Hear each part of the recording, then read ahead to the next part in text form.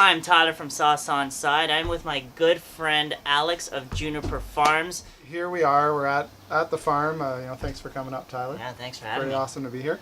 And basically, we're sitting in front of our farm store. This farm we've been running for almost 13 years now. We were at a different location before this, and for about 6 years. And now we are down on this bigger property, which is we're really happy about. This is our home. This is where we're going to stay now. This is Juniper headquarters. This is Juniper headquarters, full on. Yeah, and it's really about respecting what has happened before, and trying to hold that integrity of this land, of this farm, so we can carry it forward. So that is at the root of what we try to do. Okay, so you want to get into it? Yeah, let's do it, man. Yeah. So. It's a big question, so I'll start with a general answer with a big question. Yeah. Okay, because what is biodynamics is a big nut to crack.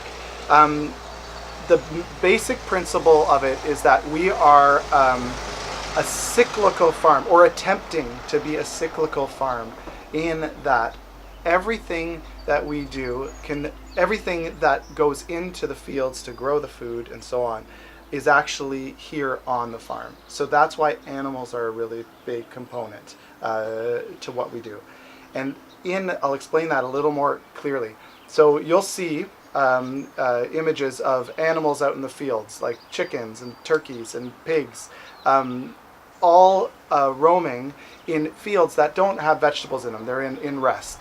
And what's happening there is the animal is taking in the food, the clover, the grasses, whatever, even the bugs, and it's going through its body, and then it is pooping it out.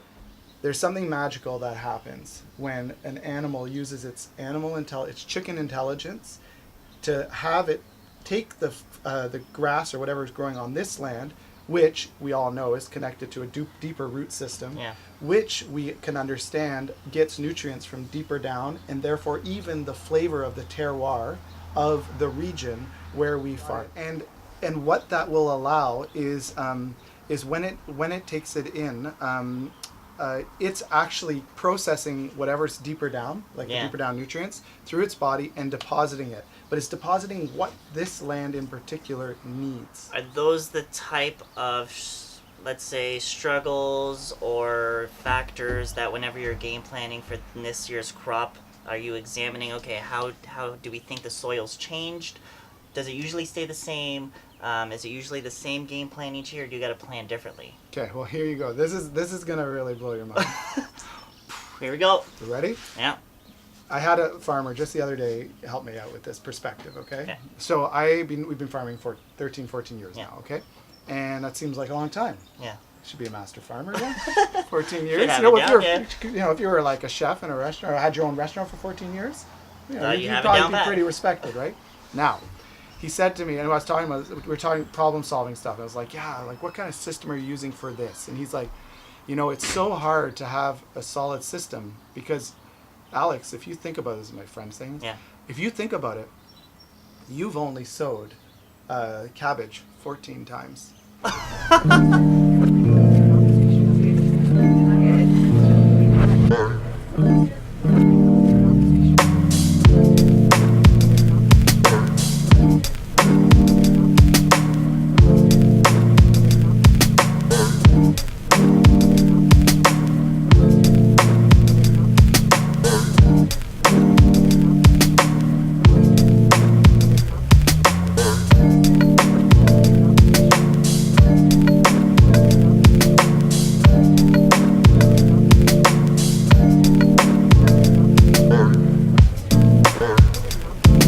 Just toured Juniper Farms. What an amazing place. These things, cheers. Oh, they are good. The priorities are really to figure out how to get the complex flavors, and like we talked about a little bit before about the way that we cultivate the terroir of our area, so that this particular land here that we've just walked over is getting a specific flavor, and we're trying to bring that out of the land, encourage it to come up into the crops. It almost goes back to talking about how each plant recognizes itself and how it educates itself into growing. That's right.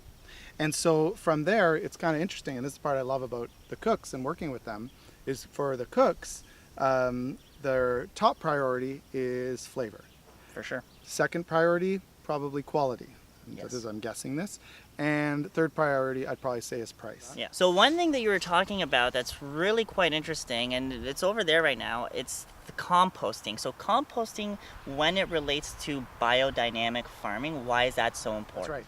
So for the compost, what we do is we actually have our neighbor who has a cattle farm, like a beef cattle farm right here, and he like grazes on some of our land, and we get a bunch of his cattle compost. Now cattle compost is really effective for nutrients for the farm, more so than some of the others. Like the chickens are very effective in what they do and when they're pasturing, but cattle compost, when you're containing it and trying to create an organism, is really important. So we get that in, and on top of that we take preparations that we put into the compost, actually like inoculate it.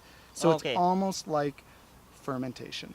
Cool. So we have our sauerkraut business where we ferment cabbage, and now we have our compost that we ferment. Now we're not selling the compost, but we are selling taste to quality compost. Great. Yeah. So in cooking it in a particular way for an entire season, and then applying it in the fall, then we're getting into a scenario where we're enlivening the soil. Yeah. And it's more about quality than it is actually quantity. So it's not a very big pile. It may look big to you, but compared to the fields that we grow, 5-6 acres of vegetables a year, it'll just be a sprinkling. Yeah. But what you're doing is you're adding a little sprinkle here and there that's then going to find its way into the soil and begin to build that web because we've created this hyper nutrient dense, rich compost. It's almost like a little, ooh, what's this? Oh yeah. We see it in wine, and you see biodynamics in wine a lot.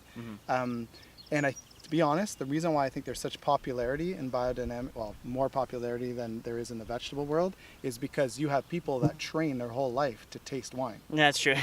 So if taste is the gateway to understanding what's happening in farming, then you need incredible tasters to understand it. And you do so have you that heard in it here wine. first. We are developing vegetable sommeliers. Oh yeah, and I think that's what... It's a whole new thing. You heard it here.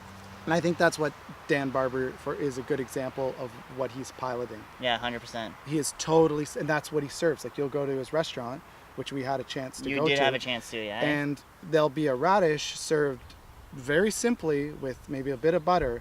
And I eat radishes straight out of the field all the time. Yeah. But eating it in that particular situation, having the time to savor it, having a story behind it, made that radish come to life in a new way. And I could taste things that it was giving me the opportunity, like a sommelier takes the time, closes his eyes, smells the wine, takes a sip.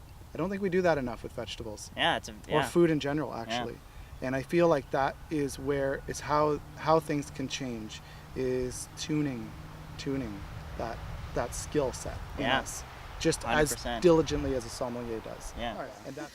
All right, everyone. For Sauce on Side, Alex, thank you so much again. I hope you enjoyed watching this video. And again, just educate yourself whenever you're buying local farm stuff. I think that's the way to go. And for the young cooks out there, chefs out there, if you ever have an opportunity to tour one of these farms, I know you do a lot of events, go to these things. And we have our farm store open. And the farm store is open on weekends and Thursdays and Fridays. Thursdays, Fridays, and weekends right now. In the winter, we're open all winter, every Saturday, too. Yeah, you got to come check it out because this farm is amazing. Alex, thank you so much. Yep. All right, see you guys later.